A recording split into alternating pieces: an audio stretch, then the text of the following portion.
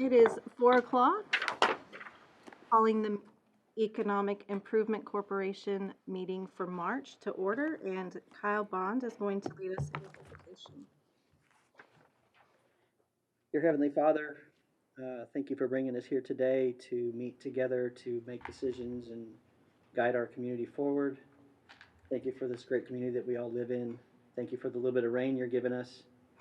And Lord, help us make great decisions and hopefully the right decisions for this community.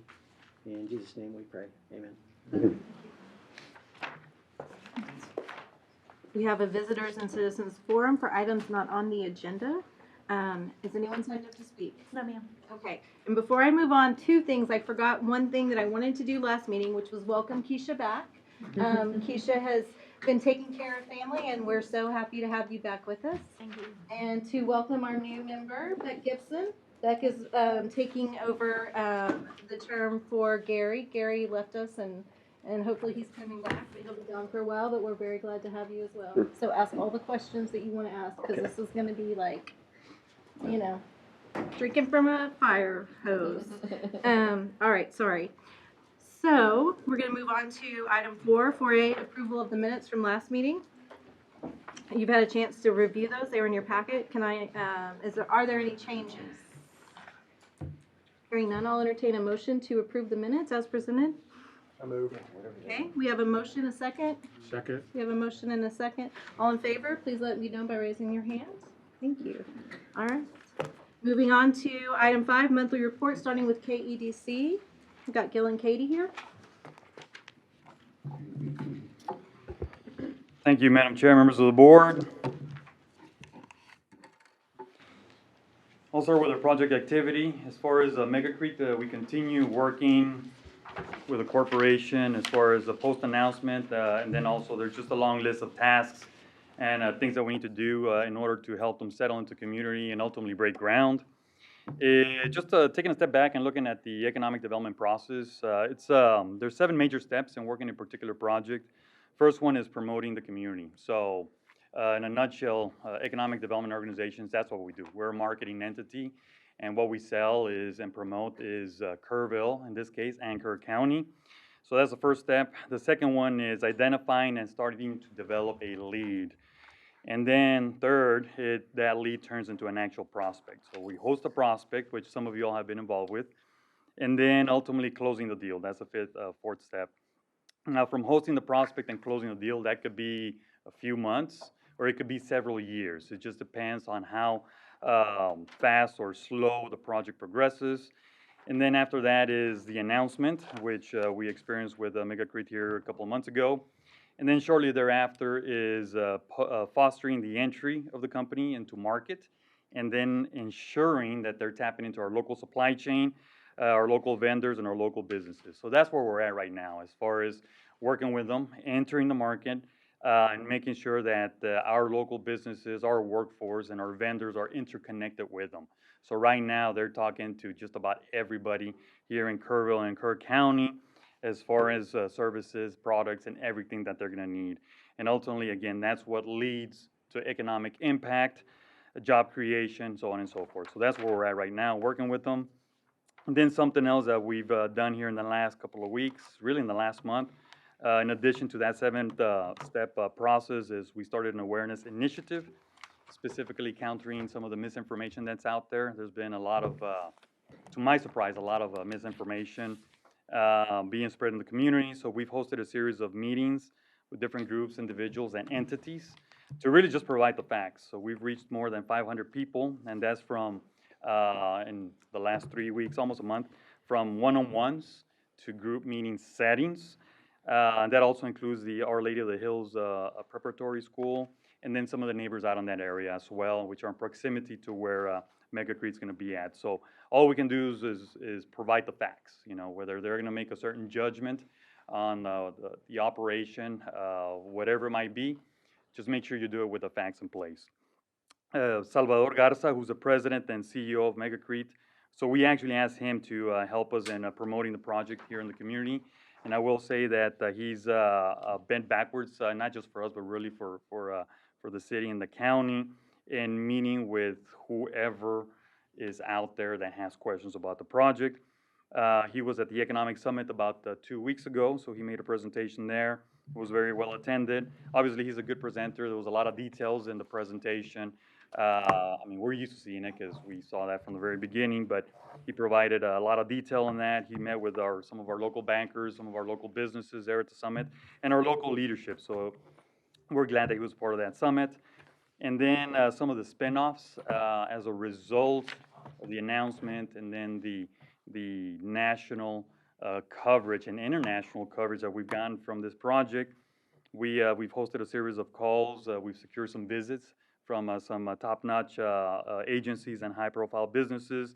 Just today, we had Jones Lang LaSalle here in Kerrville.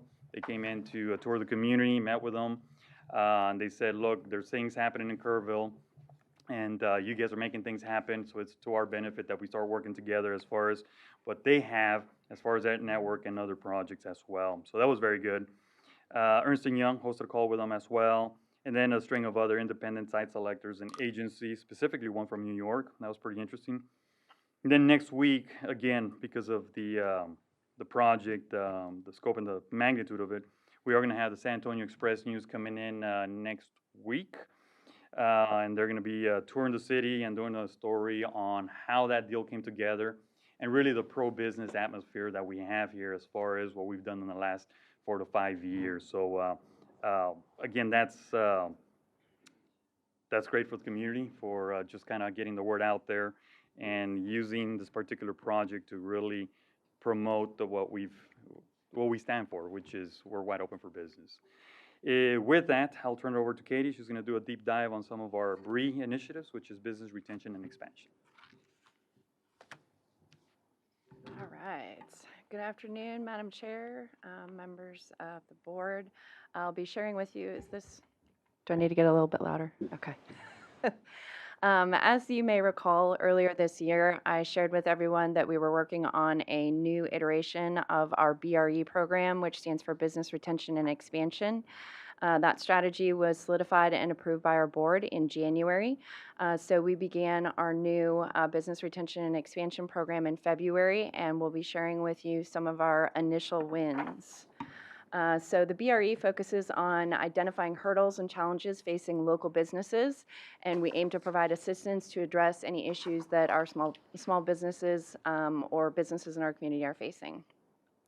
So the technical assistance provided through this program can help a business owner increase their competitiveness, assist with expansion, survive and thrive during economic challenges or other things that can affect a small business, and stay local. We aim to support the businesses that are here in our community so that they can grow and stay here in our community.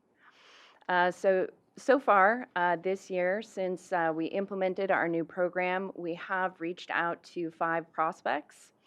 We have connected with 4 of them. 3 of them have requested resources, and at this time, none of them have turned into an active project. But with time, we expect to see those numbers continue to get bigger and better. One of the BRE outreaches that we did was reaching out to Killdeer Mountain Manufacturing. They hosted a ribbon cutting with Schreiner University recently. I think that many of us were in attendance. And they shared with us that their additional hiring is dependent on the Boeing schedule. So Boeing has recently reduced the rates, and the FAA is capping them to a rate of 38 airplanes a month for now. And they were looking for some assistance with an invite list for the ribbon cutting. Since we helped recruit that project, they wanted to make sure that there was nobody that was accidentally overlooked on that invite list. So we worked with them to share that with the event coordinators to get everybody invited. Currently, they have 85 jobs at the moment. They could add on an additional 5 to 10 employees in the next 6 to 12 months. And specifically, we had conversations with Kristen Hedger and James Connor. We also had an opportunity to speak with Diamonds of Kerrville. They do not have any plans to expand or hire additional employees at this time. However, they have reported good sales on their custom-made Eclipse jewelry. I believe that all of their necklaces have been sold out, and now they've started making charms. So that was really exciting to hear. We also shared with them some Christmas photos and videos that we had done by a partner that we worked with out of Dallas. Viking Filmworks was in town. So they're going to be using those video and photos at no cost to them for their marketing purposes. They currently have 3 employees and 2 owners for a total of 5. And we visited with Sherry Stringer. Okay. We also had an opportunity to speak with Margaret Greenshield at James Avery. Margaret shared with us that some of James Avery's top concerns for business are employee safety due to traffic on Highway 27 and housing for workforce.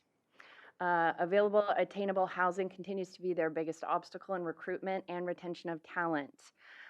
Paul Zip continues to be in conversations with City Manager Dalton Rice about traffic control options and suggested that someone from James Avery perhaps attend the Housing Committee meetings that are hosted by the Chamber.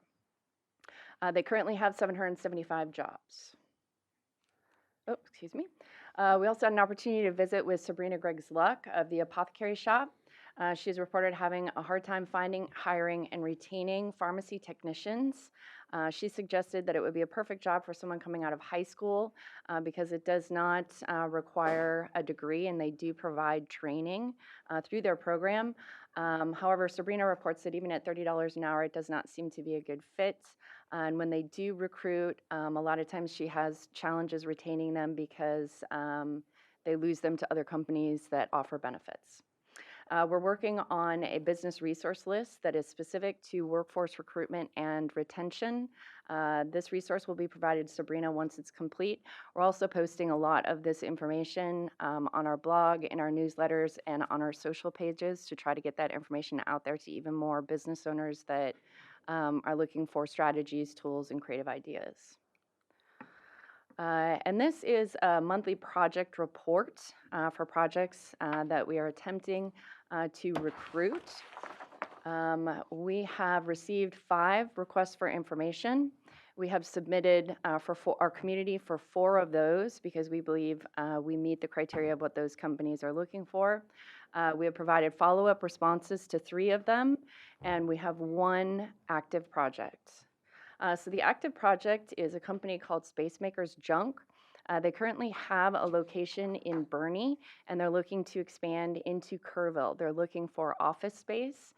They just need something small, 2 employees with good visibility. There's 1 employee and 1 owner. And so we were able to provide them with some office space options and are working with them to help go through that process. And that concludes my report, and we're happy to answer any questions. For example, with Megacrete, what was the start date until when the first contact was made through where we are right now? November 13, 14, 2022 was the initial introduction. It was actually a virtual call. Then a month later, within a month I was already in Monterrey meeting with them. And we're the main stakeholder. That was kind of a fast-moving project? That was, so by the time, that was 12 months, 13 months. Well, the announcement was in February. Is it January? So yeah, it was a year, 3-4 months. Compare that to Killdeer, they were longer. Killdeer was 2.5 years. Yeah, that was a slow-moving project, and they're all different. The Megacrete, I will say, that moved pretty fast. For the size of that project, it moved pretty fast. The fastest deal that I've done in my almost 20 years, can't believe that, in economic development was 10 months, and that was a call center. That was like plug and play. The building was available, computers, everything, and they just had to come in here, and it was another community. So, in comparison, Megacrete moved very fast.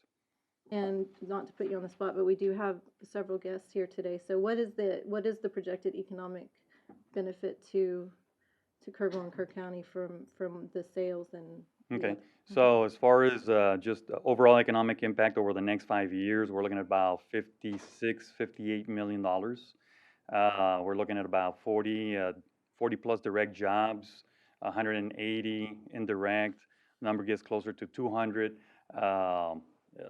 indirect and induced jobs that they would be creating. So what that is, the direct jobs are the people that they would be hiring directly. And those are considered the primary jobs, and they would be paying on average about $54,000 in annual wages, which is a pretty good wage, and it's above our average county wage, which is about $17, $18 per hour. So that helps, what we like to say, move the needle.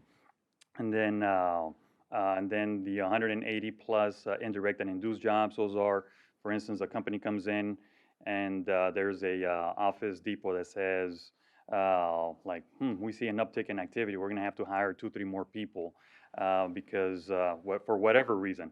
Well, it typically is because of this new company coming in, hence, those are the indirect and then the induced jobs as well that are created because of this particular company. And that's not including the suppliers that they draw in. So then if they draw in 2, 3 other companies that they need to be within the county for JIT, which is just-in-time delivery, then you're talking about another small company that'll create 10, 20 jobs, so on and so forth. And then this company will be, they're at the EIC property, which will now be creating property taxes. So that's another stream of revenue for both city and the county. And then the beauty of this deal, which I like to say is kind of like the trifecta. You've got the job impact, the property tax impact, and then the real property.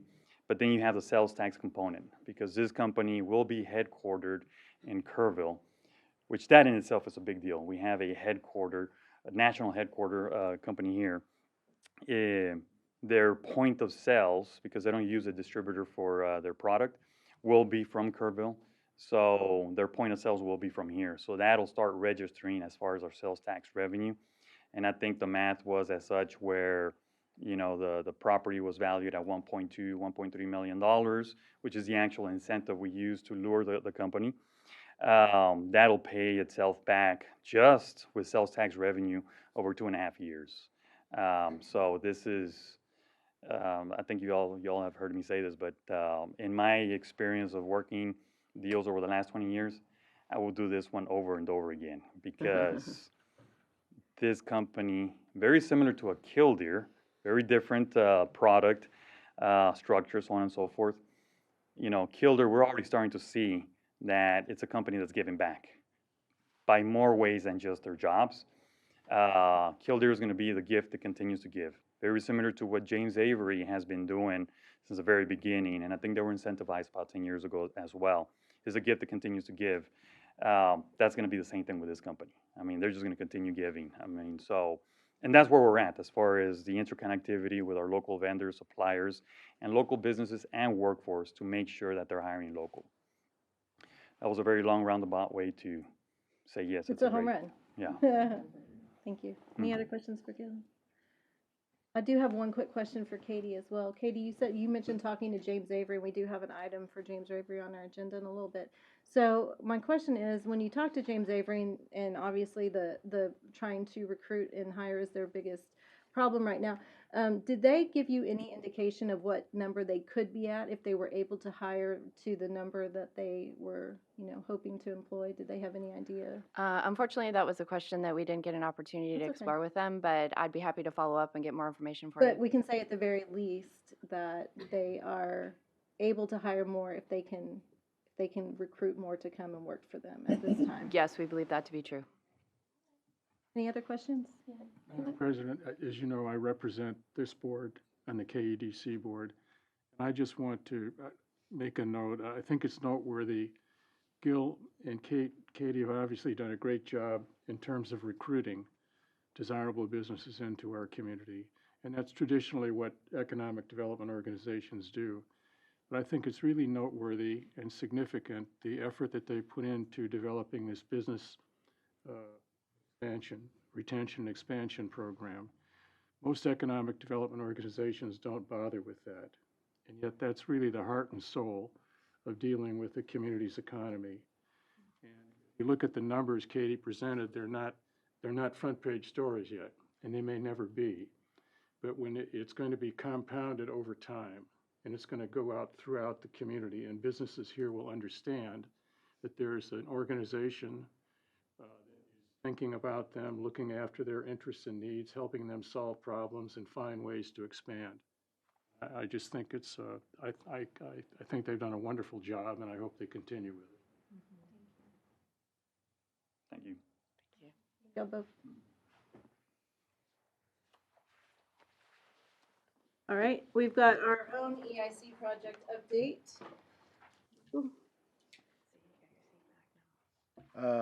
Thank you. Madam Mayor, members of the board, for our newest, wait, Mayor, did I call you the mayor? Okay, let's redact that. Forget which meeting I'm at. Sorry.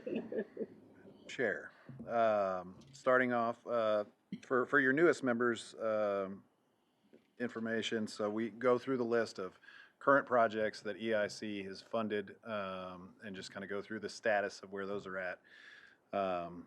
And so right now you have technically 7 projects on this list. We'll talk about 4, 5, and 6 later because there's funding agreements on the agenda. Peterson Medical Campus Infrastructure Improvements. So met with the hospital actually the other day, and CEO's here. He can confirm that story. The progress is just moving along. That last little piece of the road looks to be, we're getting close to the end of that. The interior of the building, I don't know the exact date, the expectation, but this, I think this quarter is when we should see that. So in addition, you should probably see that $800,000 as the second tranche of those funds coming out and being dispersed to the hospital as our part of that project. The downtown area streetscapes, if you've looked at that section of the parking garage, you'll notice that on Water Street, the facade has been improved out there, and the wrought iron gates that are going to go between those sections should be going up this month. So K-Pub's portion is finished. Our portion should be done by the end of this month, is our hope. The Downtown River Trail extension, I have no updates. So for the newest member here, this is a project that we started in 2022, I believe, talking about, and working forward into the iterations. Getting the easements has been a little bit interesting. We're getting close. So I keep saying that. I'm gonna retire, and we're still gonna be getting close. Don't say that. So, no, we should have something soon, is our hope. If not, I will bring that back to the board for us to discuss other options, okay?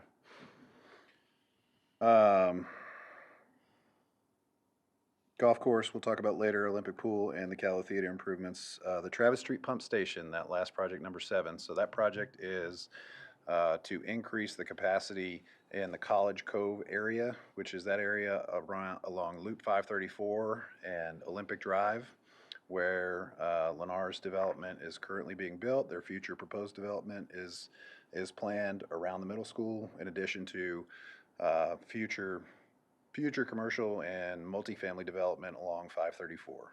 So that project will be on the city council agenda on the 26th, so next Tuesday.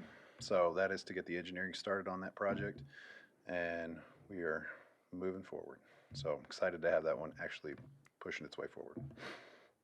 And with that, I will turn it over to any questions. Do we have anyone signed up to speak on this item? Thank you, Michael. We do. David Bartles. Can I delay my talk to item 6C, because I'm going to talk about the aquatics? That should be fine. It's a public Okay. hearing. Okay, Mhm. thank you. All right. So we're going to move on to 5C, the monthly financial report. Good afternoon, Madam Chair and members of the board. Okay, so we're going to look at February financials. Let me get my papers here ready to go. Sorry. Okay, so jumping right in here, we are looking at sales that happened in December, Christmas month. So February sales tax came in at $485,443 for the month. This was close to a 1.5% decrease over last February. Manufacturing was down 21%. Retail trade was down close to 2%. However, we had food service that came in up 11%, and then some other small payer categories. So a difference of 1.5% decrease. That puts you year to date at $2,114,000, and we estimated you to be at $2,176,000. So we're behind about $60,000 for the year so far. March sales tax came in last week, and it was down 3.8%. So we're just seeing it. We're seeing it. Things are slowing down here. Next revenue down is your interest income, $123,000 for the month. 88,000 of that was for your revenue bond interest, and then 35,000 in your short-term investments. You did have a maturity on one of your short-term investments for $1 million, and then you have one more maturity on investments that just happened last week, March 7th. And that is all that we had on the books for your investments. But we will have a meeting next week with our advisors to see if we should start grabbing things before rates drop or just continue holding on, just watching the market. Down to your expenditures, the next section. The only expenses you have for the month were your monthly admin contracts for City of Kerrville and then your debt service payment. So net change in position for January was 1.3 million.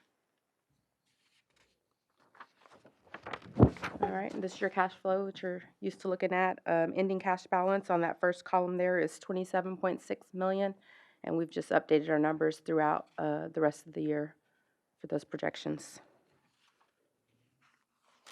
All right, and then here on your financial analysis, top chart there are your cash and investment balances. Your tax pool average yield was 5.5% for the month, and then down the middle section are your project remaining commitments. The airport box hangar, we're going to see if we can close that. We're not sure if they have any more activity on that going on, but close that one up. And then, as Mr. Horn has said, Sid Peterson should be coming out soon, and then downtown streetscape. Okay, and then your last one is your sales tax comparisons. Right now, the 12-month rolling average through March is slightly less than 1%, better than over last year. But if you look at just this fiscal year, we're down a negative 2.3%. So we're just seeing that change happen. Speaking of sales tax, we wanted to talk about the solar eclipse that's coming. By the time we meet again next month, that will have come and gone. And we're going to see a lot of, an influx of visitors in our community. There's a lot of events going on around the surrounding area. We just want to note that there's not going to be a substantial impact on sales tax for the eclipse. This is just a quick glance at it. So EIC earns half a cent for every dollar in sales tax or sales. So if we had an influx of $1 million into the economy, that would be a return of $5,000. So we just kind of want to put that out there. And what we're hoping, we just don't know. Anyways, I'll be happy to answer any questions you may have. So what did you say when our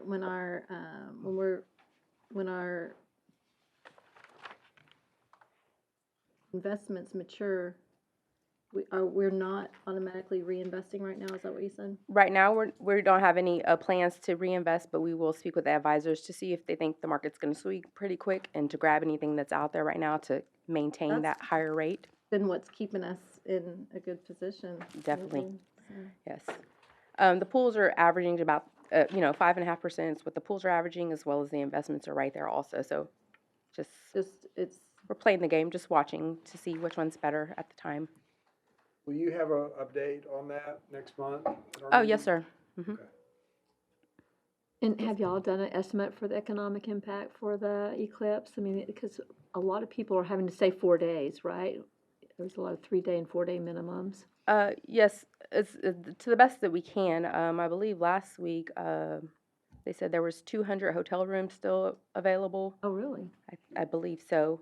Give or take, it's probably changed by now. As we're getting down to the wire, but there's been a lot of analysis. I don't have numbers right now on me, but yes, ma'am, we have looked at sales tax impact, hotel tax impact, and just overall other revenues. But we are going to do a report out after the eclipse to see how everything transpired. Okay. Thank you, Trina. All right, thank you. We're going to move on to item 6. This is these items, 6A, B, and C, are public hearings.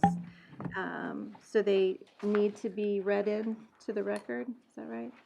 Okay, so item 6A is a public hearing, public funding agreement between the City of Kerrville, Texas Economic Improvement Corporation and the City of Kerrville, Texas for improvements made to the city's Scott Schreiner Golf Course.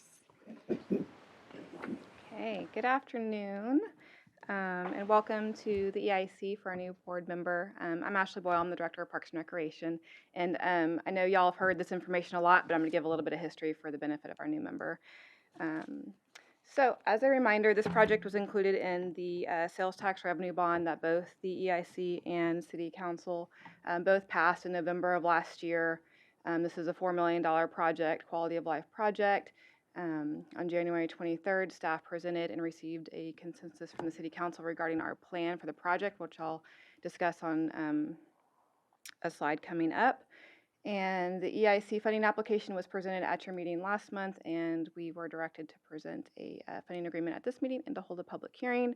And as a reminder, the project budget and the funding agreement is in the amount of $4 million. So the project plan, we will be doing this project under 2 different years. 2024, we'll be executing our contract with our golf consultant to prepare the bid documents for the course renovations. We will focus on some of our bidding process, getting that in line, getting all of our planning in place, and then focus on the secondary projects such as building improvements, restroom improvements, and things of that nature, not major course renovations.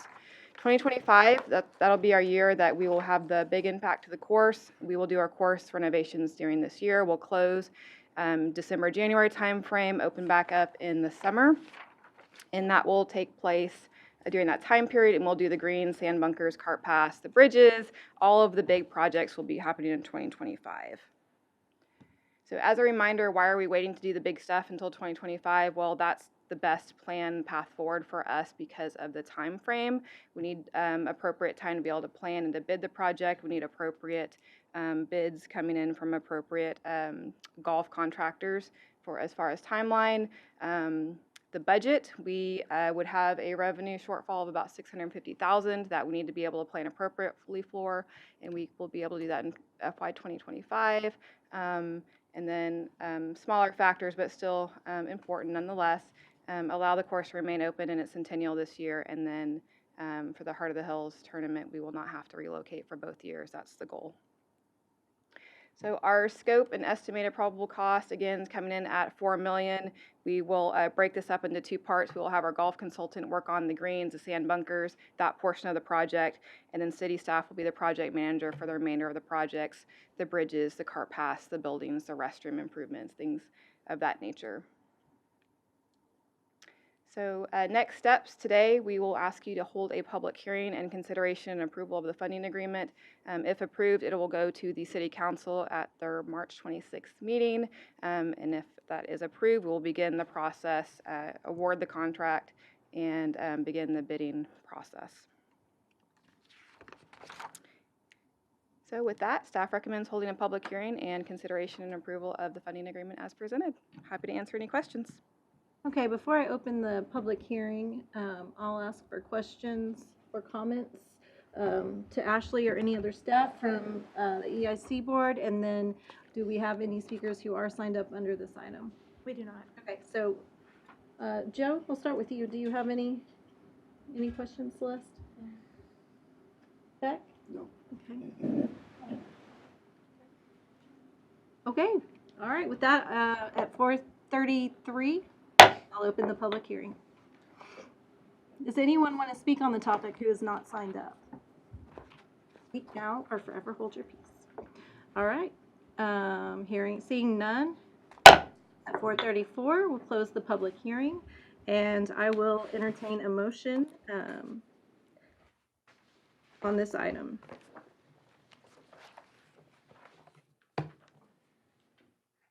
Anyone want to make a motion? Let's see.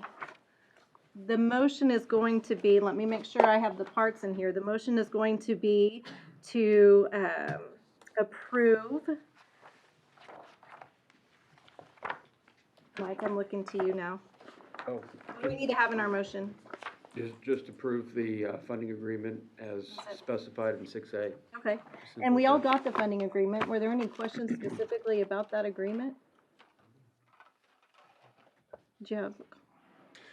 No, I just want to remind everybody that we have to expend those dollars within the next 3 years. One of the provisions within the bond covenants, and so timelines are in there. But that is the is the end of that timeline for 95% of those funds. We'll be done before that, but just wanted to clarify that. So by approving this today, would the money then be available to the golf course immediately, or when does that actually come out of our? Once city council ratifies it, that money will then be available. So now we've got contracts in the hopper for the meeting on the 26th. So funding agreement's approved, then contracts right behind it to They'll get pull started. the funding out as needed or all at once? Trina, you, To their discretion, if you want to transfer as needed, we could do transfers to our capital project fund. we can do it in tranches. I mean, Right. we've got it set up a couple of different ways where we've pulled it where it's, quarterly, pulling out X amount. There's probably gonna be some bigger expenditures, coming through on several of these. But the architecture for the pool that's coming up, that's gonna be, they're gonna wanna get paid 30-day increments. Probably would behoove us to have pretty good blocks coming over. Finance does this all the time. Right, so just for instance, on our public safety facility, we have those funds held elsewhere, so we are transferring it at month end every month. Everything they've spent that month, we're transferring it to the appropriate capital projects fund where it needs to go. If they want to go that route, expenditures that happen, we'll just reimburse. Well, then when we saw that, we'll see the actuals each month then, where we are, right? Mhm. With the, I like that. Does anybody? So I have a question. Does it have to come out of their funds first and then get reimbursed? Or can they submit a contract to be paid from those funds? So the way it works, the city funds will pay for it, and then EIC would reimburse the city funds. It's kind of, I don't want to say this because it sounds bad, but you're like floating money, not floating, but you're paying and then you're just reimbursing all in the same month. Yeah, what I like about it is that when we look at our financials, we'll see actuals for, within a month, basically, of what has actually been spent. So I like that. Feels like the bulk of this expense is gonna come out in 2025, Yeah. to me. That's the reason why I asked the question, just to make sure that we're not just putting all that money out there For cash flow, for a whole year correct. and not have it be used, Yes. so.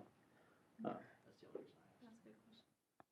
I'll be fine with reimbursing it every month. You'll see true expenses.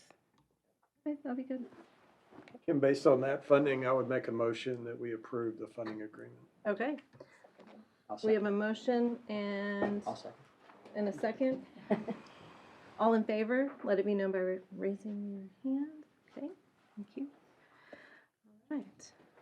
Item 6B, public funding agreement between the City of Kerrville, Texas Economic Improvement Corporation and the City of Kerrville, Texas for improvements made to the city's Callow Theater. Madam Chair, not Mayor. There's what it was. So this is the second of the 3 city projects of the 5 that we're going to be putting forth here today. These renovations were included within that quality of life project, that quality of life bond project that Ashley spoke about earlier. Replacing the roof system, the HVAC system, some minor interior portions that were affected because of leaks in the roof, right, to the stage, to the sidewall. We had Dalton Rice, city manager, and myself met with Playhouse 2000 to kind of talk them through what can you withstand and what can you not. And so what we ultimately decided on was if we can make it to March of 2025, if they can have their full winter program and we can start those renovations in March, close down the theater, and then have that closed down till August, and then they could start back up. So that gives them enough time to work through bookings. They won't be doing cancellations, and lets them kind of get through this schedule. However, what we've said is that if something should happen that is major, these dollars are not meant for repair. These dollars are meant for capital replacement. And so if there's a $300,000 fix that needs to happen kind of somewhere between now and March, then at that time, we would go. And so that's a worst-case scenario for that project. So I said, we all got to hold our hands, hand in hand, and Jeffrey Brown said he'd come here with me and say, well, now it's time, because this broke and we don't have the funding to kind of continue that, or it won't come from the city, let's put it that way, because it's such a short-term fix for us to then go back in again, start in March, and then do the full project. So just so everybody understands that. The budget, hope is that that budget ends up being under 3. We've asked you all to consider putting 4 in there as a buffer so we don't have to come back in. Our plan is to get this thing done for under 3, come back, and Ashley's going to have additional park improvement projects, quality of life projects for you all to consider. With that, again, same schedule. We would start in March, be done in March of 25, and move on and get another 20 years, 25 years out of that roof and HVAC system. Same conditions apply. I will turn it over to you for any questions. How much was allocated to this project when we originally approved it? Was $4 million. Yes, sir. So, Michael, I'm curious as to, you're asking for us to approve it now and for something that's a year from now that won't even be started? And is it because of this potential that something may happen in between now and a year from now that you might have to come to those funds? Is that? There's a number of reasons. One is that. 2 is we have to, we're going to have to do early work packages on some of these things, so we're going to have to pre-order stuff. There's long lead times on several of these items. So the HVAC equipment, for example,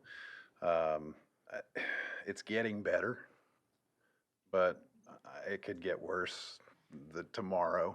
And so that's a lot of it. Again, this will be the same process. It won't leave your funds until it's spent. You can lock in some prices though early is what you're saying. Oh yeah, absolutely. If we can do everything we can do about doing 24 prices instead of doing 25, that's what we want to do. So I don't think there should be too much fluctuation in some of those materials, but I would love to get HVAC equipment ordered in 24, bought in 24. Even if we have to stage it here and then move it, I think the delta in just the cost difference from year to year would be worth this moving it twice. So we don't want to do that too much. We want to get it as close as we can, but there's a few factors in here, like I said, that might preempt waiting until March of 25. So if we approve 4 and it only costs 3. I'm so excited for that opportunity. So I understand there's probably some other projects that we'd want to consider, but would that need to come back to this board for approval? Absolutely, absolutely. I think it would come back not only to you, but to the city council as well. I know that when we looked at the sort of ranking of projects and what to include, there were several projects that Parks and Recreation Department had on that list. That was, it's a laundry list of things to get done. But you all are spending those dollars. I think, in consultation with what the Parks and Rec Board recommends and what City Council would like to see, and then sitting with you all and talking about what would be fun projects for you all to consider. We'll know as we get into the construction what kind of savings we'll have. I think what we need to be mindful of as we're doing this is that we probably need to have canned projects that are ready to go that don't require a lot of engineering, because we'll be sort of halfway through this 3-year window. And so if we have those savings, if there's like a big engineering portion to a new project, that'll take 12 months, right? Or 8 months. I don't know why it takes so long for engineers to get it done that fast, but that's how long it is. Yeah, so. Good questions. Anyone else? Anyone signed up to speak on this? No. All right. 4:44, I'll open the public hearing. Does anyone want to speak on this issue? All right. At 4:45, I'll close the public hearing. And we are ready to make a motion if someone wants to do that. I have one more question. Mm-hmm.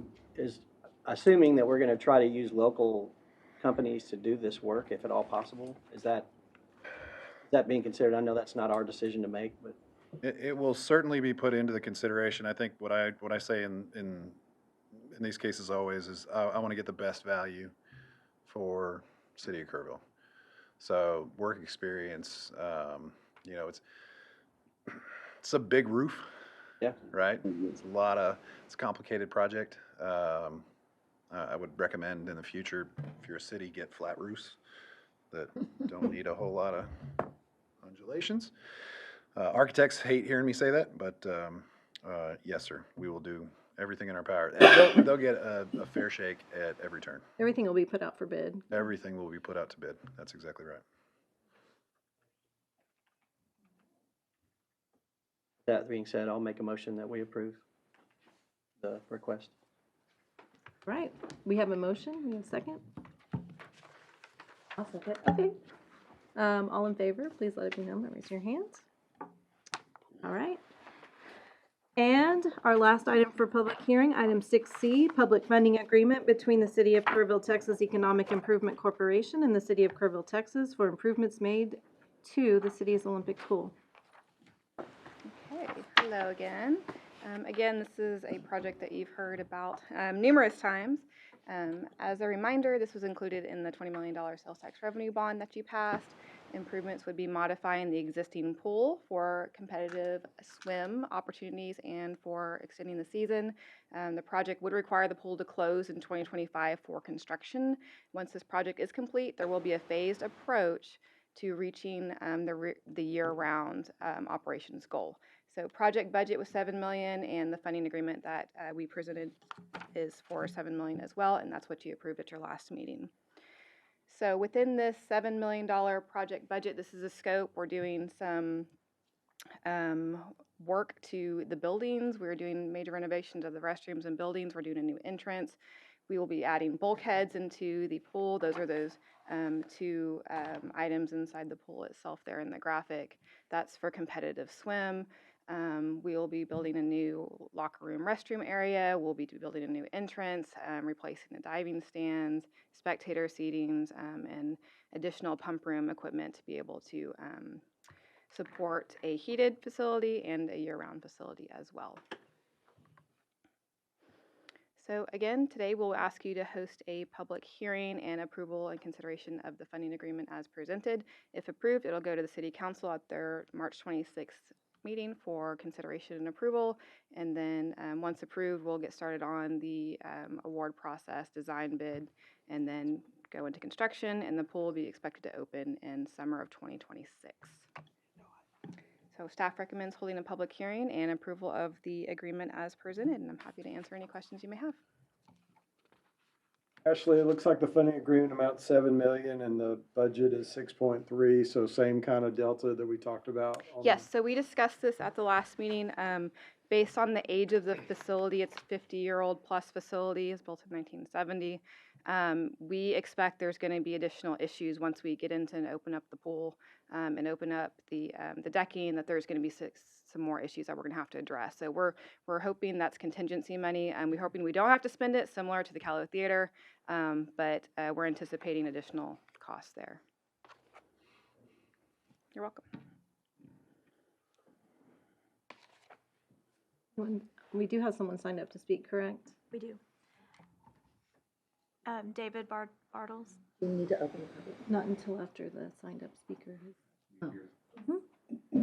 I'm David Bartles. I'm on the Parks and Rec Advisory Board, and I want to talk to you about economic benefits of hosting swim meets. This pool was built in 1970. You can do the math. Long overdue for an upgrade. It was never designed for competitive swimming. It was built way before there was American Disabilities Act. And did you notice how many items on there dealt with the American Disabilities Act? All those upgrades. So when this is done, we're going to start hosting swim meets, and I wanted to talk about that. I'll start off with the Texas Amateur Athletic Federation, TAAF. They host a summer league, and they do have a winter swim meet. TAAF holds competitions as all sorts of sports. Swimming is a big one.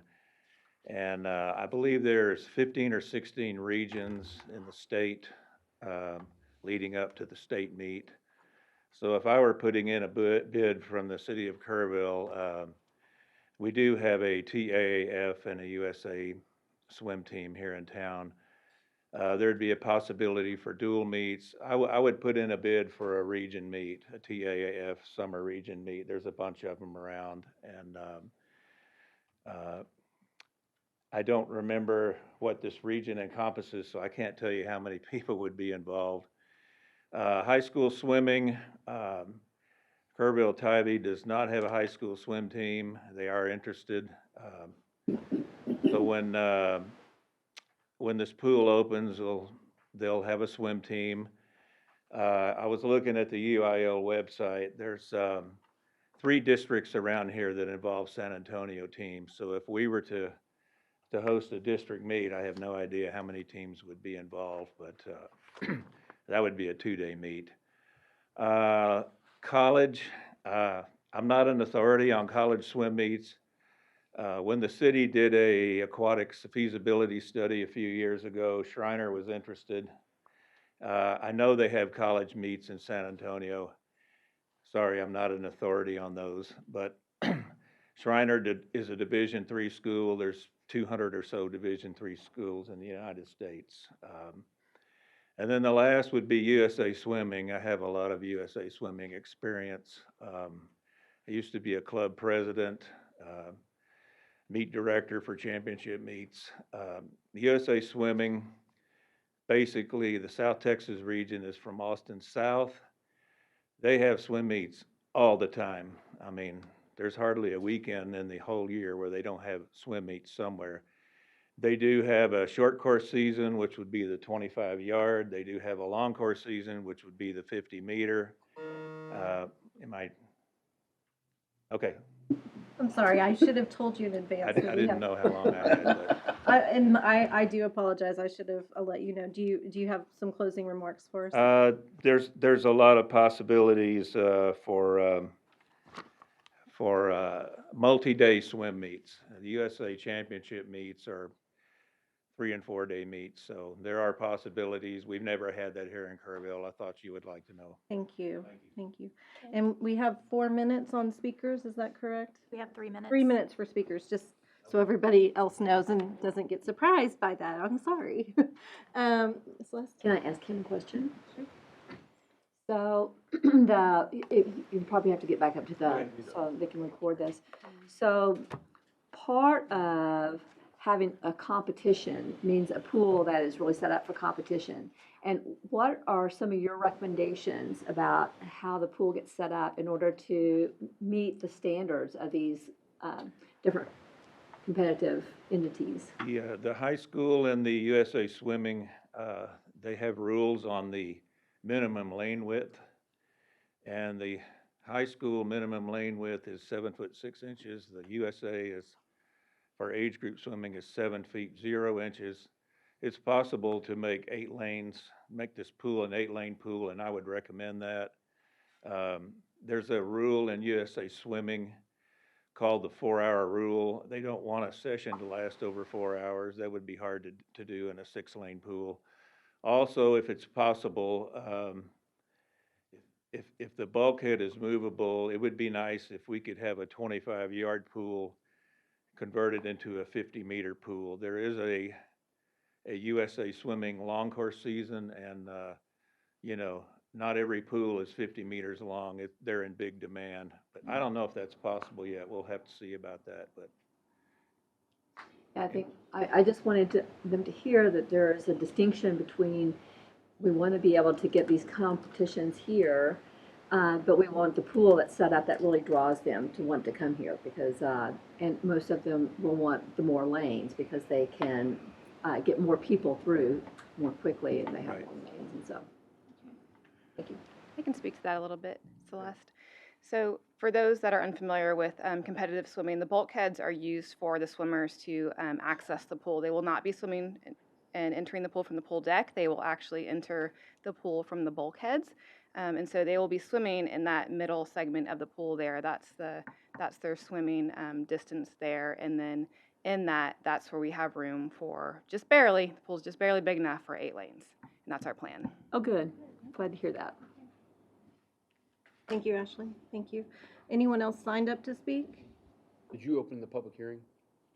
At 4:55, I'm going to open the public hearing so I don't get in trouble. All right, so this is a public hearing, meaning if you did not sign up, you are still allowed to come up and speak if you so choose. So I don't see anybody coming. All right. Also at 4:55, I'm going to close that public hearing. Questions or motion? I move that we recommend and approve the expenditure on the pools for the $7 million. All right, so we have a motion to approve the funding agreement between the city and EIC. Do we have a second? Second. We have a motion and a second. All in favor? And this is the last time we're going to have a public hearing on this? Huh? Yes. Maybe? Maybe. We had 2 or 3? You've had one right now. This is it. This is the Okay, only all one right, you've had. All right, okay. All right. Don't make fun. No, I'm just had to poke at Mike a little bit. He keeps us in line to make sure that we do everything legally, and we appreciate that. All right. Item number 7, these are items for consideration and possible action. If you'll notice, items 7A, B, and C are all eligible for executive session, so we can get the reports and answer or have our questions answered. And we do have some partners to some of these items here with us today, but just so you know, we can either take action or we can go into executive session and come out of executive session and take action at that time. So with that, let's go to item 7A. All right. So 7A, you all received a email last week from Mike. Sadly, one of the attorneys that's helping us with this one had a family crisis. And so I think we're still working through some of the issues with that. The agreement has draft written on it. For everybody's sake and for Mr. Gibson's sake, I'll just go through a couple of particulars within that agreement. So this was a this is a grant agreement for $2.26 million. That would be spread out at maximum $1.13 million per year for Habitat for infrastructure for their project. The term of the agreement, as it's drafted, is 10-year term. 47 homes that they're planning to build, 11 traditional Habitat homes, and 36 homes that they propose to build through Production Builder. It's a reimbursement grant, so as they provide receipts and we get approved public infrastructure, then they would get reimbursements for that. They'd have to start the project within a year of the effective date of the grant agreement. And their attorney, I don't think, has had enough time to take a look at it. And so what we propose to do, we can do 2 things. We can talk this through, go into executive session, work through the particulars, and you all can authorize us to finalize and add those clawback provisions that Mike was talking about in his email, or we can bring this item back next month for consideration as a final draft for you all. And I will say, I did ask Michael, and we have not, I know that Habitat was planning to have their attorney review this agreement, and the city has not heard back from Habitat. I think it'd be premature to approve an agreement when we don't even know where Habitat stands on that agreement and have any comment or feedback from there. And I appreciate, Mike, for you working through this and understand the situation that came up, but trying to get this to us today. So unless anyone feels differently, I would say we might consider tabling this item. Second. Okay. So we need that in motion form? You can do that. Okay, yeah, so if you we a have, motion okay, and I made the second. motion then, and Greg made the second to table this item and put it on a future agenda. All in favor? We'll have it in the April meeting. All right, let's go to 7B.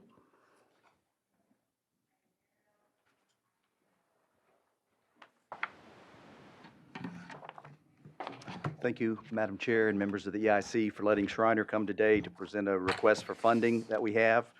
We're excited to be able to present this to you and share with you some of our plans on campus.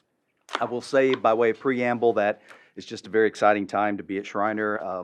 Many of you know we had a spectacular centennial celebration during the 2023 year. We've recently learned that West Point has named us one of their only 6 prep academy schools in the nation. And our 3-year-old endowment campaign is closing in on $20 million worth of new endowments that are going to support students into perpetuity. So these are just exciting times. I will share with you, though, that things are not so universally cheery at colleges and universities across the country. College closings have started piling up as we face the reality of changing demographics in the U.S. Just last week, Fontbonne University in Missouri became the latest casualty, and these changing demographics are really a result of the steep decline in birth rates we've seen since the Great Recession. I was reading recently that it looks like birth rates have fallen by 23% from 2007 to 2022. And in some ways, higher education is kind of the canary in the coal mine for the impact this decline will have really throughout the nation. You might think Texas colleges would be exempt from this impact, but the demographics aren't dramatically improved even here. Don't get me wrong, it's much, much better to be in a state like Texas than Indiana or Massachusetts, but declining birth rates are a reality that all colleges face, and they're going to be winners and they're going to be losers in this environment, and Shriner has been and will continue to do work that positions it as one of these winners. This situation, of course, of college closing is so difficult, not just on colleges, but on the communities in which they're situated because of the local economic impact these colleges and universities generate. And this slide, which is produced by the Independent Colleges and Universities of Texas, provides information on Shriner's economic impact on Kerrville. And I'm kind of amazed every time I see it because it's easy to think, well, Shriner's a small school. It doesn't have that much of an economic impact, surely. But in fact, we do. And I suspect Fontbonne University's impact was somewhat similar on its community, and I wonder how they will fill that gap moving forward. And so it's absolutely Shriner's intention to thrive, and not just because we're concerned about economic impact issues, though we are, but we believe our friends and neighbors are worth our thriving. It's easy to forget that higher education in this country is fundamentally a regional enterprise. So not at Harvard, not at Rice, but the overwhelming majority of us are regional and local enterprises. And across the nation, people travel 51 miles from their home to attend the college or university of their choice. At Shriner, we've done the math, and students travel 52 miles from their home to attend school. So the people that serve us at Acapulco and bag our groceries at HEB and share a pew with us at church are all the people we're trying to serve and teach and to get the right credential in their hands so they can lead the lives they want to lead. And of course, we've heard, and you've heard the question, is college worth it? But the questioning seems particularly pronounced in the moment in which we're living.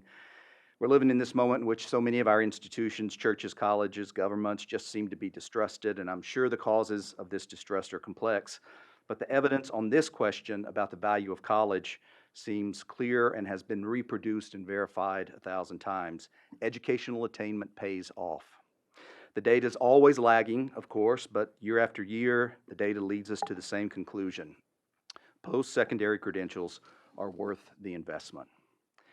And because we're trying to educate a diverse group of people who calculate value in very different ways, Shriner needs to provide a variety of educational pathways that address the complications of people's lives and their unique interest. And if we're serious about educating our neighbors and making sure this education leads to a more secure future, then we need to be serious about offering the right programs for the environments in which our graduates will be living and working. This is how Shriner spent the pandemic, designing and then rolling out these new high-demand programs. And some of you got to see our new engineering lab at the KMM ribbon cutting on Friday, and I hope most of you have been out to tour our aviation facilities at the airport, which they tell me we will outgrow in fall of 2025. Happy problem, but a problem nonetheless. And our Master of Science in Nursing program just launched last week, and the last of these programs, agriculture, will start up in the fall semester. So we've been doing a lot, but given the demographic headwinds we face, we feel like this is really no time to take our foot off the gas, and on the contrary, This is a moment to double down on our aggressiveness and continue to grow our enrollment. So we bring to the EIC a balanced enrollment growth project that has two elements to it. And actually, there are about 15 elements to it, but we bring these two for your consideration because from our perspective, these are the two that most precisely fit the charge of the EIC, which is the funding of programs focused on the creation of primary jobs and of programs that provide an economic benefit to the city of Kerrville. And I describe this approach as balanced because, of course, there's always an art and a science to launching new programs. As you'll see today, there's one program, the Center for Talent and Workforce Development, that's essential to the development of both Shriner's educational ecosystem and building the Hill Country's pool of talent. But this program won't generate revenue on the scale of our 4-year residential program, so how do we make the numbers work? Well, we marry this workforce development program to a second program, football, which will absolutely produce the revenue necessary to subsidize a Center for Talent and Workforce Development for years to come and create new margins for still other campus investments. Our models illustrate that we'll have 80 new football players on campus, but if we look at what similar programs are doing around the state, that number's likely closer to 120 new residential students on campus. And the long-term revenue implications of those sorts of students is significant. And so the first element of our request is for the EIC's support of a new division on campus that develops local and regional talent into an efficient, effective, and employable workforce. Shriner isn't new to this work. We've had workforce programs like the Licensed Vocational Nursing Program on campus for 50 years, but most of our efforts have been one-off, ad hoc, and not intentional and necessarily coordinated with local industry.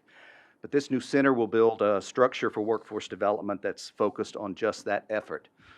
Of course, we believe the center will be in direct alignment with the goals of Kerrville's 2050 plan, as illustrated here.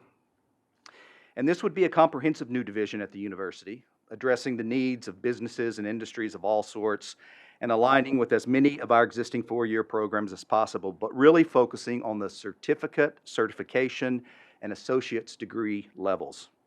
In all cases, its programs will provide an accelerated way to earn a credential, and it's a way to start college without having to make a 4-year residential commitment.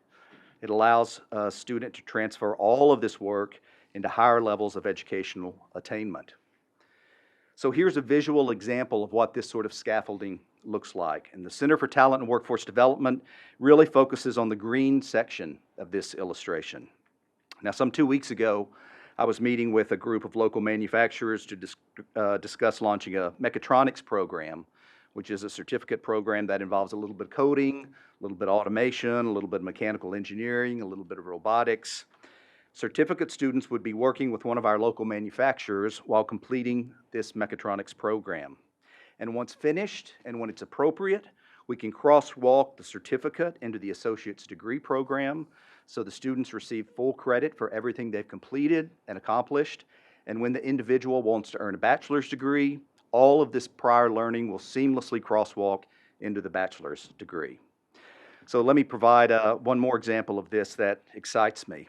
We all know about our national nursing crisis, and Corey Edmondson and I have talked a lot about how we might address this locally and incentivize Shriner's nursing students to work at Peterson instead of being recruited away by Houston or an Austin or Dallas or San Antonio hospital. We've learned from our rural banking program that the students most likely to be interested in living and working in a rural environment are the products of rural environments who understand and appreciate the rural setting. And our rural businesses will survive and thrive not by outsiders coming in to save them, but from recruiting and training those on the inside who want to be here. But too many young rural men and women, they don't earn the educational credentials they need. And we can tick off all the reasons why. No history of family attending college, misunderstanding of the cost of college, esoteric nature of higher education, lack of college preparedness. And what happens to these kids? Well, they often engage in marginal work, which perpetuates cycles of poverty and missed opportunities that would otherwise lift up not just the individual, but generations of future family members. And it's rural women who suffer from this phenomena the most. Even in a seemingly prosperous county like Kerr, we have above average poverty rates for white and Hispanic women between the ages of 18 and 44. And the great tragedy of this statistic is that Corey needs nurses at Peterson Health who primarily, though not exclusively, will be women between the ages of 18 and 44. And he can give them fantastic careers that will enable their entire families to reimagine their possibilities if we can just teach them up, providing them the appropriate training and credentials to meet the existing need of our local healthcare institution. This is a solvable problem, and we think the answer looks like this. We start recruiting future nurses in grades 7 and 8 from throughout the Hill Country, inviting them to summer camps on Shriners campus where they can begin to learn what it means to be a nurse and how they might pursue this path. We engage them in job shadowing experiences while they're in high school. Shriner provides them concierge service as they apply to college. And then we lay out a series of pathways from which local students can choose. A 1-year licensed vocational nursing program offered through the center we're talking about, a 2 years associate's degree leading to the registered nurse licensure, also offered through the center, or the 4-year Bachelor of Science in Nursing offered as part of our existing 4-year residential program. Peterson Health needs nurses at each one of these levels. Students can choose any one of these paths, or they can stair-step these paths in a seamless transition from the LVN program to the BSN graduate. Outcome of all of this, Peterson has a predictable cohort of high-quality nurses each year who want to continue to call the Hill Country home. Hill Country residents have access to extraordinary health care at Peterson, whose nurses are our neighbors and friends. Shriner University's nursing program becomes the envy of the state, and our local families are lifted up and enabled to write new futures for generations to come. And this Center for Talent and Workforce Development helps us get there. But candidly, Shriner's been a residential 4-year college. It's been built that way, and this new center isn't asking its students to be that type of student. Probably won't live on campus, probably be in classes for a year or less as they earn their credential, and this makes income and expense projections harder to model because it's not what we've been doing for 100 years. But in our various discussions with business and industry leaders, having this local educational track is desirable, and so we're willing to take a chance with this program. But we need to balance this work with something we feel much more confident in: recruiting, retaining, and graduating 4-year residential students. Hence, the second element of our proposal to ERC, growing our athletics infrastructure to support our new football program. And it's easy to not realize, if you're not on campus every day, how much of our campus is used as a community resource. Last July, I thought we were about to come to the EIC to present, and I took these photos around campus one day to illustrate just this point. Basketball tournament, 4-H retreat, Texas Ridgeback tryouts. I'm not sure what that is. I think it's a volleyball team. Our facilities are all widely used, and we encourage that. And we believe the infrastructure we're asking the EIC to support will enlarge our capacity to be a community resource. And again, adding football to the roster of NCAA Division III sports we offer aligns perfectly with Kerrville 2050 plan. Now, Shriner's board has spent several years engaging in master planning work that, when fully realized, will result in well over $100 million in capital expenditures. There's a good chance perhaps all of us won't see all of that accomplished because that's really a 20-year plan, but we need to start on it today. And we start with the infrastructure project you've seen in our proposal request to you. We take our existing Eddington gym, build a new weight room on the front of it, which you see here in blue, remodel the green spaces, including the addition of new locker rooms that can accommodate more than 100 team members. And while all of this is happening, Shriner's investing in a new practice field and creating new access points to our baseball and softball fields. We're hiring our coaching staff, starting with our head coach this very spring. We're purchasing all the things you need for a new team: uniforms, pads, and game day supplies. Lots of startup operating costs, in other words. But we're asking EIC to help us with this infrastructure piece because this facility, like our other facilities on campus, will remain a community resource. So let me put a fine point on this. Shriner's engaged in a balanced enrollment growth project that has a variety of elements to it. We bring 2 of these elements to the EIC for your consideration because we believe they align with your work. The first, the Center for Talent and Workforce Development, creates much needed expertise and training and jobs for the businesses and industries we currently have in Kerrville and the businesses and industries that we need and want. The second is an infrastructure project that helps us launch our football program, and this football program, given its scale, will have more economic impact on Kerrville than any other single thing we could do at Shriner.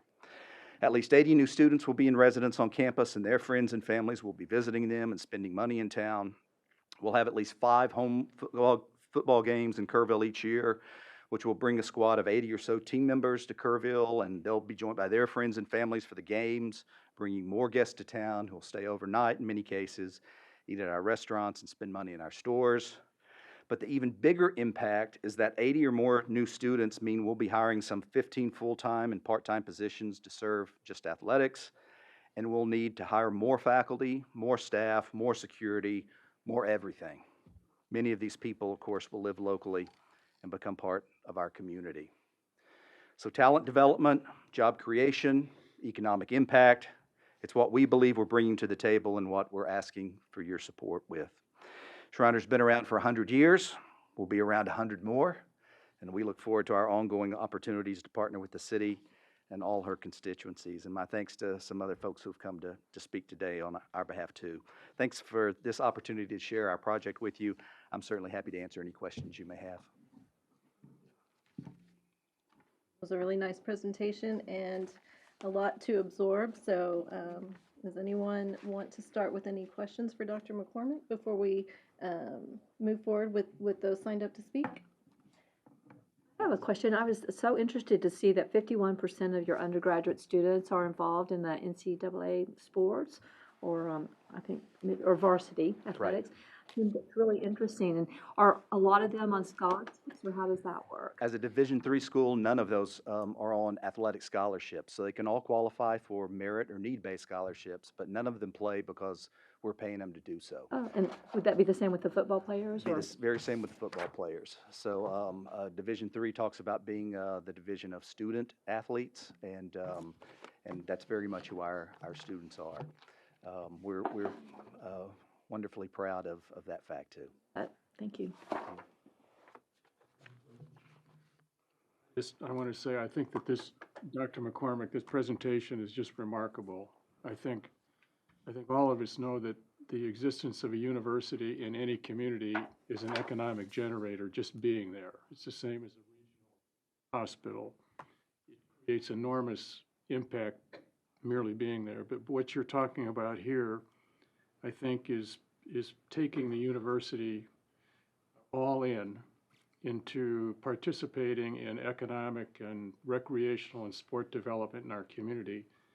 And from my perspective, you're making some portion of Shriner University an economic development enterprise, partnering with KEDC and our city. And I think it's wonderful, and I think you and your board of trustees and your management team have just done a fabulous job. Thank you. Thank you,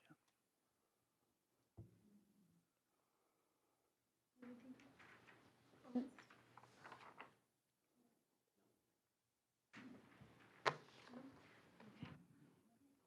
Do we have any speakers? Sounds like we do.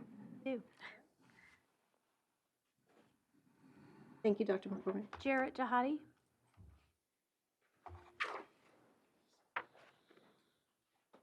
Good afternoon, members of the board, Madam Chair. Thank you for this opportunity. After listening to Dr. McCormick, I felt like I should just withdraw anything I had to say. He did such a great job. But I'm going to go ahead and specifically wanted to kind of address the athletic expansion, but hearing his presentation, the talent pipeline and what we're facing, just the talent development in all areas, arenas, and even in education. I mean, the workforce is tough and trying to find good employees. We hire nurses, we hire teachers, some of which have come from Shriner University, so it has been powerful and very beneficial for Kerrville ISD. I'm going to back up. My name is Jarrett Jahadi, and I've been with Kerrville ISD for 14 years, served as a high school principal and now as an assistant superintendent.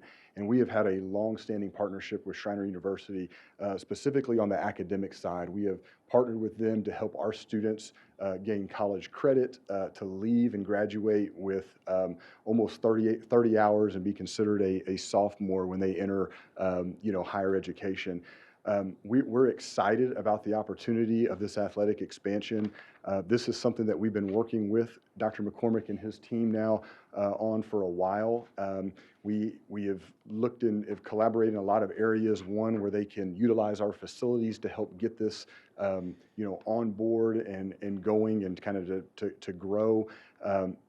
The benefit for Kerrville ISD is twofold. I think one, we're looking at a revenue generator and listening to y'all's financials. I think we're all looking at how we can generate more money to benefit our staff, to benefit our students.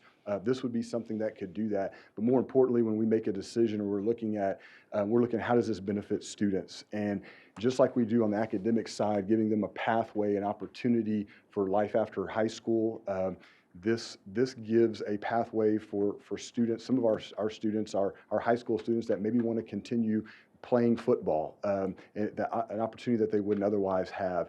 I think additionally, we talk about developing the whole child, and we have little antlers running around all of our elementary schools that want to be a Tybee football player one day, and this gives an opportunity for some of our high school students to look up to students and scholars that are older than them, and an opportunity to go to games and be immersed in that and decide if they want to do that and take that to the next level, and just good role models and character development for them. So, I hope the board considers this. This is an opportunity. I think it's great, as Dr. McCormick mentioned, just as from an economic impact and what it could do for our community and our town on the weekends, and having people come in and dumping money into the city. So I appreciate your time and allowing me to speak on behalf of Kerrville ISD. So thank you. Thank you. John Rivenborough? Okay. That's a hard one. I'm John Rivenberg. Thank you for your time today. Oh, did I get the buzzer? Yeah, you're done. That seems appropriate. I'm John Rivenberg. I own Rivenberg Wine, Kerrville Hills Winery. But I'm here to speak today on behalf of Schreiner University and the talent and workforce development portion of this presentation. With the partnership of Schreiner University, we've been able to start the state's first workforce development viticulture program at the university. I'm happy to announce we have our first 2 students meeting me tomorrow morning at 10 a.m. for our class. On top of that, I've had 3 current students reach out to me for internships this summer. Paid, I will say. They want to be paid, which is nice. But the bigger point of that is that they see the benefit of what we're doing from a workforce development standpoint, and they see an opportunity for them to create a position and career that they could stay in our area. A little bit about background about myself. I started out in the construction industry many years ago. One of my first jobs, I worked for Associated Builders and Contractors as a workforce development intern, if you will, with the construction company that I worked in. So this has been a career-long duty of mine to train and strengthen communities by creating workforce and talent. And I will just say, as a member of Schreiner University, the opportunity to develop a workforce that will be beneficial to our community, not only in and around viticulture, but all the avenues in which we're endeavoring in, is, to me, the core of strengthening the economic engine of our community. Training people, bringing them up from little kids. I've got Tybee High School students, and antlers going into Schreiner is my goal. And so I think having that opportunity to develop that into our community would be great. That being said, it takes some funding. We have built a lot of this on our own accord at this point, and it would be great to have some funding to see this really get grown at a faster pace and a larger pace. Another tip of the hat, we were actually just nodded by Texas Department of Agriculture.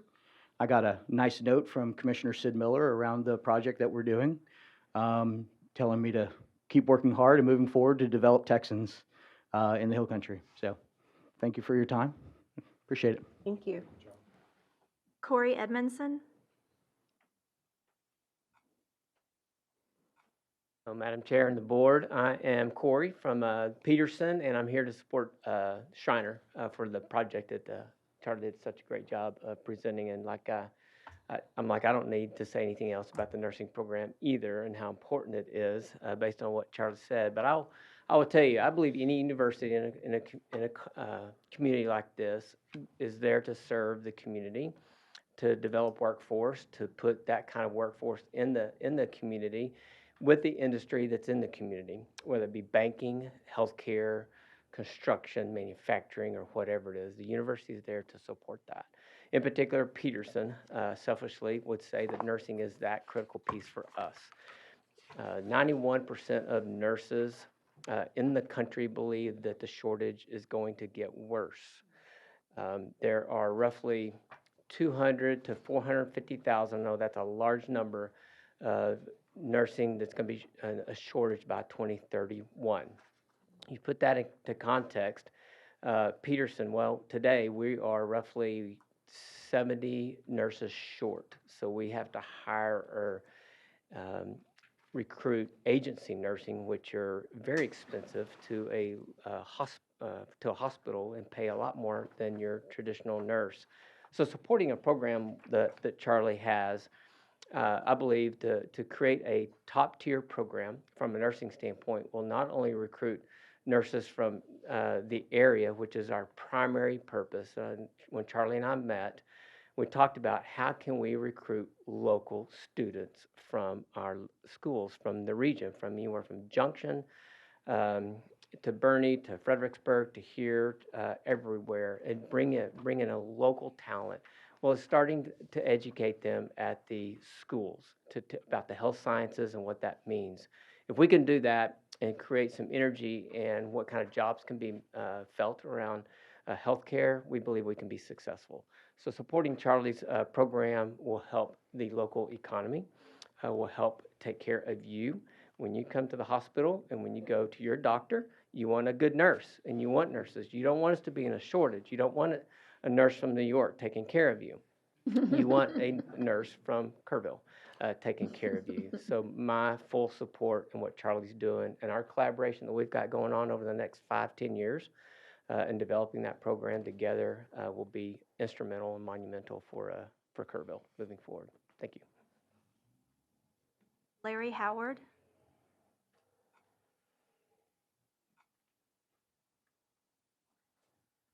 Good evening, Chair and members of EIC. I come today to speak in favor of what Dr. McCormick explained in his report.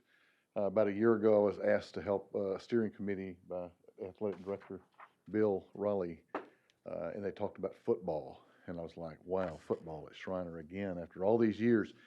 And then when I really got into the report and the information that he shared and what I think you got in your packet, it's not just about football. It's about the life of Kerrville and the life of this university. It's about what we do, and thinking about it in the aspect of this is a project that can move the needle in both ways for both of these aspects, the training for workforce development and the athletic department. So they gave a great presentation. I'm just here to fully support it, and I hope you will give it your full consideration and support. Thank you. That is our last speaker.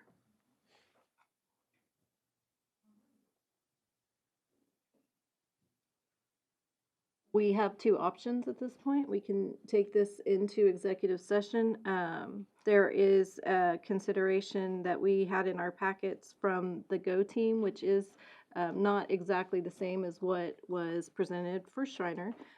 So we can work through that with attorney and staff to go through those recommendations, or we can have a motion right now. I would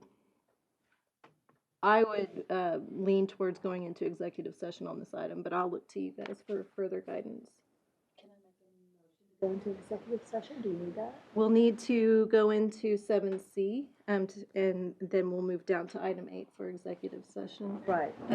Do we need to move to go into executive session under this item, or do we just move forward until we get to executive session? Should we want to do that? Either way? For the item that's on the table right now? Mm-hmm. If you want to go to executive session for it, you've got to make a motion. Do it right to now? so. Okay. And you can combine that with 7C. It's up to the board. Well, let's go ahead and get through 7B. Is everyone okay with that? Or do you want to, any comments or questions, or want to explore a different way of doing that? No, Think so too? Yeah, move Okay, forward. all right, so we have a motion from Celeste to take this item to executive session. You need to, the specific sections need to be read, and for this Okay, item, you're right. it's- I'm sorry. That's all right. Um, 551.071 and 551.087. Yes, of the Government Code.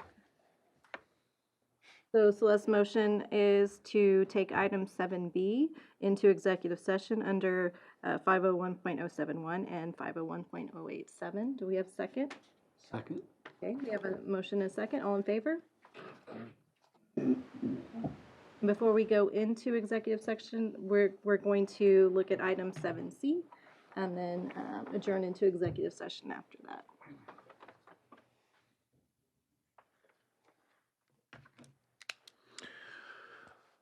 Before you, for item 7C, you'll see that there's a report from James Avery Craftsman as a condition of the agreement with EIC and James Avery. They're required to submit an annual report to you. A little bit of the history of it, back in 2020, I'm sorry. James Avery did not meet their requirements. COVID was in full swing, a lot of challenges going on. Briefly, Michael, it's an agreement that dates back to 2018. 2018. 2017, sorry. 2017. Yep. And the agreement was what they needed to do each and every year involved the additional employees that needed to ramp up over. That's exactly right, yep. And so, right now, they're supposed to meet this year 359 employees. Compared to what last year? Last year was 306.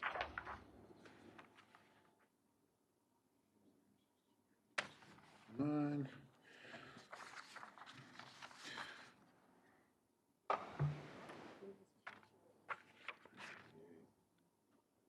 Yes. It was too short last time, it didn't meet. It's shorter this year, I think. So the agreement was extended because of this, and the last 2 years of the agreement is, this is the second to last year in the agreement. And what it states in there is that they're supposed to have 359 for both this year and next year. What they've asked for, or what they've kind of talked through, are the challenges that you heard earlier. The housing issue and the fact that we're basically at full employment with our unemployment rate. And so they fell 29 jobs short of meeting that goal. So they hit 330 and they had to hit 359. So you have provisions within the agreement that account for this that you can take into consideration. Staff is looking for a little bit of direction. We can talk about it more in executive session. They're a great partner. They're doing a great job. This is not solely the issue of James Avery. It's the issue of the hospital. It's the issue of the university. It's the issue of the school. It's our issue as well. But it's in the contract that they're going to hit 359 and they're at 330. So they're deficient. They acknowledge that in the letter. You have that in your packet there. And so. All right, what's the pleasure of the board on this item? And do we have any speakers for this item? No speakers. No speakers, okay. I'll look for direction from you on this one. So executive session, personally. Yeah, I would move that we discuss this in executive session under 551.071 and 551.087. Okay. Second that. And we have a second, motion second, all in favor? All right, and where are we gonna go for executive session? Here, where do you We want can do us? it right here. Okay. if you want to. Well, there's a lot Or of. we can go upstairs. Yeah, okay. Probably easier for us. Probably easier for us to move. So we're going to go into executive session to discuss those two items. And I need to adjourn us into executive session in a moment. Is that correct? Okay. Before I do that, I thank you all for being here. You are welcome to stay. We want to go home too, so we'll try not to be too long. But if you need to attend to other items, then we totally understand. But we'll come back here after our deliberations. And now we'll adjourn into executive session.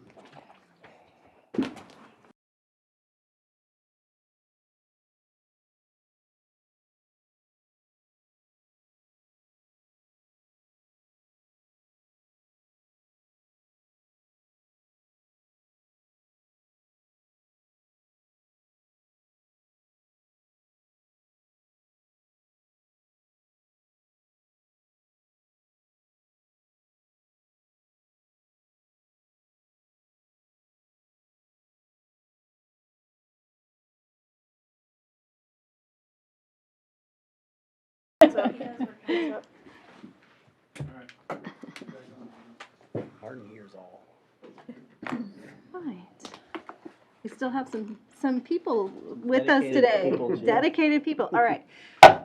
At 6:44, we are back in regular session. We've adjourned from executive session, and we're looking at item 7B, the funding request. I would like to make a motion that we put a public hearing on the agenda for next board meeting to consider and discuss the Shriner University application and amount not to exceed $3 million. Second. Okay, we have a motion and a second. All in favor? And no action taken tonight on item 7C. Thank you guys for sticking with us, for presenting to us an excellent presentation, and we look forward to meeting back here next month. All right. Oh, and items for future agenda, sorry. Does anyone have them? Because I do. Do you have? I do. Okay. One item I'd like to look at for future agenda is our Go team. I think that in talking to actually a couple of the applicants in the last application cycle, there's maybe some ways we can clarify, and we probably need to revisit the structure and kind of what we're trying to accomplish. I think that the Go team has a really good purpose, but I think as board members, we probably weren't on the board when it was first established. So I think for us to revisit that would be worth our time. So Second. do we need a second on that? How do our rules read? It's not as specific as council, so Okay. if y'all are comfortable General with us consensus to that? Are bringing y'all back. okay looking at those and just having that Yes. discussion? Okay. All right. Then we are adjourned at 6:45. Thank you for the great presentation, guys. That was really, really good. Excellent.